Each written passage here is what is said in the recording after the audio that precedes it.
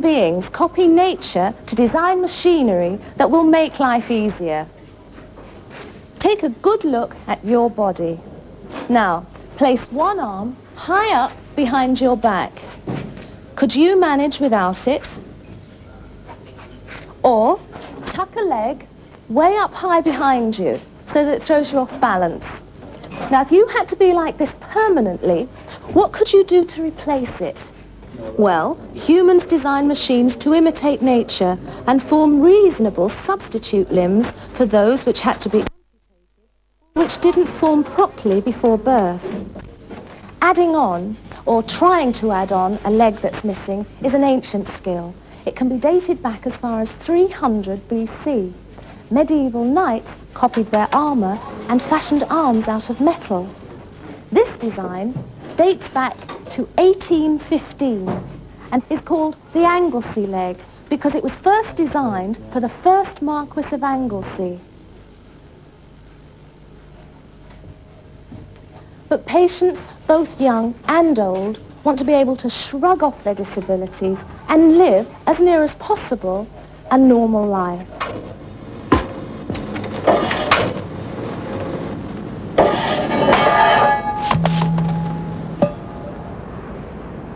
It's difficult to believe Terry Scott has a severe disability. He doesn't take too much notice of it, and it doesn't stop him working on the delivery of gas cylinders. It doesn't stop him driving a 10-ton lorry through the heavy London traffic, a job which requires stamina, concentration, and coordination of every limb.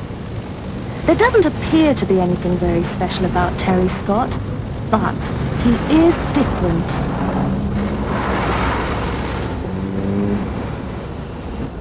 A serious motorcycle accident when he was 20 left him with only half his right leg. Now he's one of thousands in need of an artificial limb. The craft, the designs, and the technology needed for making an artificial leg today combine past knowledge and experience and right up to the minute space technology as well. High performance, high reliability, and low weight are the key principles on which all the designs are based. And these are the most important aspects of aircraft technology. And that's where a large amount of elements for artificial limbs come from. Machines, built by man, used to copy nature. Wood, leather, steel, and aluminium are all combinations which are used, as well as new materials, such as plastazote. The materials used depend upon the needs of the patient, because all artificial limbs are made individually to suit the patient, taking into account that person's use, body shape, and weight. Each leg of our body equals about 15 to 20% of our body weight. So an artificial leg must fit really true. Otherwise, it would feel as uncomfortable as wearing someone else's shoe the wrong size. No two amputations are exactly the same, so great skill goes into designing a customized socket to hold the false leg onto his stump. A plaster cast is made of his leg. It only takes about an hour, but it's the job of the craftsman to create an exact replica of the stump.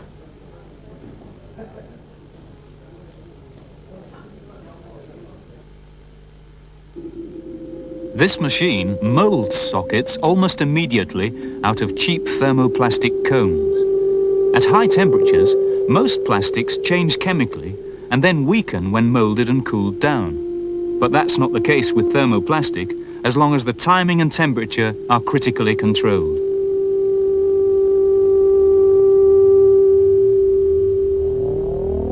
When the oven temperature has stabilized at precisely 200 degrees centigrade, the plastic model is forced up into the hot plastic cone. A vacuum is created and the plastic is sucked firmly onto the stump. The heat molding process only takes about half an hour, but it has taken over 5 years to come up with a workable combination of the right material and accurate temperature control.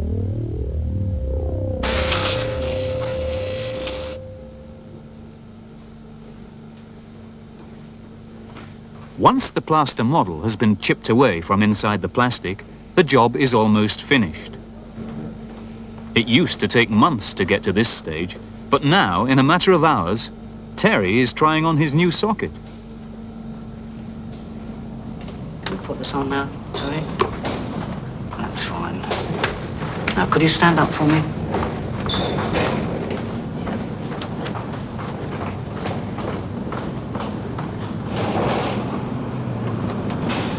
Now, could you just walk up the rails and let's have a look at it, Terry?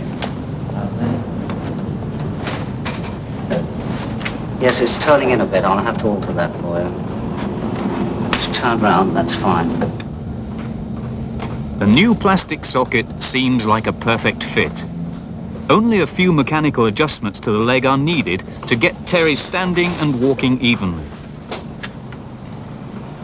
That's fine. Now put your weight on again.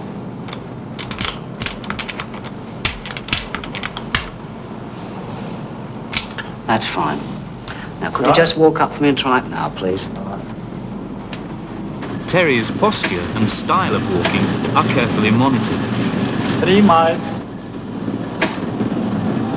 Any problems that show up here on the closed-circuit television can be quickly sorted out.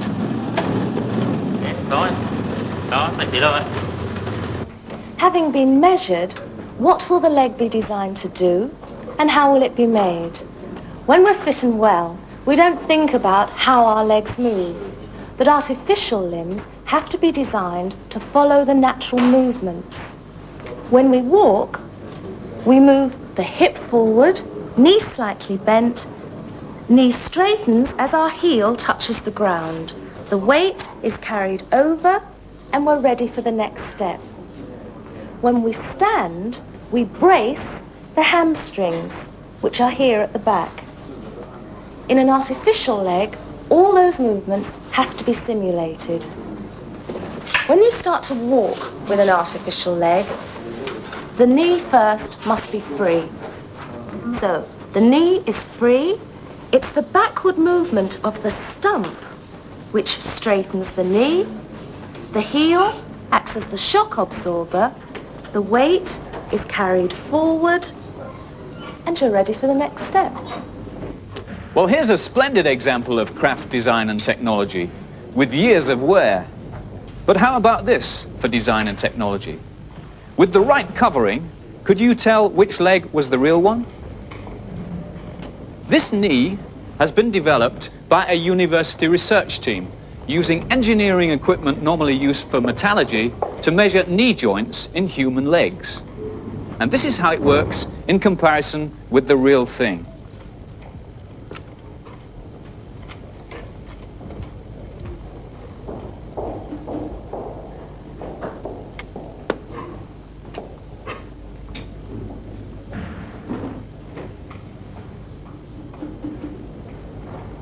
After a patient has been measured, this order sheet specifying all detailed measurements is passed to the factory. Until the mid-1960s, every part of the leg was made separately for each individual.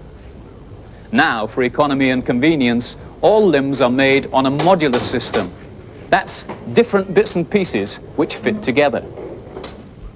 This is a shin. And this forms the basis of a thigh. Their coverings are made from plastazote, which is light, durable, and easy to use. Glass fiber, another aerospace component, is often used now as well, and you'll have heard of it in the motor car industry.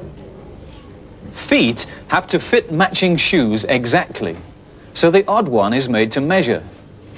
By machine these days, but with just as much care. Remember, the machinery here is designed to serve and copy nature, not the other way around. Wood and leather still play a very important part. When the bone and muscle reproduction has been formed, then it must have the most natural-looking cover possible. Leather treated in an oak bark solution, as supple as skin, and almost as lifelike. Developments are taking place with arms now, too. You know the old saying, a chip on the shoulder? Well, it can actually be found in the forearm. Let me show you what I mean. When you stretch out an arm to touch something, or pick up an object like this pen here, messages pass between the brain and the muscles. This process is rather like telephone calls in the body. The eye looks at the object, the brain registers a thought, and passes the request to the muscles in the arm and hand. It was impossible for the brain to do this when arms and hands were substituted by ordinary fit-on arms and hands, because there were no nerves along which the messages could run. The nerves can never be replaced. But man's ability to make machines copy nature and our huge technological advances because of our explorations in space now means that artificial arms and hands can be powered by batteries and controlled by muscle signals. When I place these contacts on my forearm muscles and flex them, the electric impulse that's generated above the muscle can be picked up on this machine. When the contacts are placed on the muscle, the signal can be used to control an artificial hand. In this arm, there are two electrodes to control the opening and closing of the hand. One electrode for each action. Previously, the power source would be gas cylinders, which would have to be replaced when they ran out. Now, the power source is batteries, which can be simply plugged into a charger overnight. The finger movements are a problem yet to be overcome. These body-powered hands have been available since the 50s. In the 60s, injection moulding gave the hands a more realistic appearance. And these electrically powered arms have been developed since the end of the 1970s. Miniaturization of circuits like these and the possibility of making them smaller and smaller until this becomes no bigger than a pinhead means that it's now almost within our capability of putting into the palm of the hand all the information necessary to make artificial fingers work realistically. At present, it's only possible to get a good grip with the thumb and forefinger, but it won't be long before we can perfect the machines that will provide the hand with full finger movement. Bones, muscles, and sinews, all integrated into a design which operates in combination with the brain, our built-in computer. So you see, people started with the best in craft design and technology, nature, and for that there's no substitute. But they're still working on it.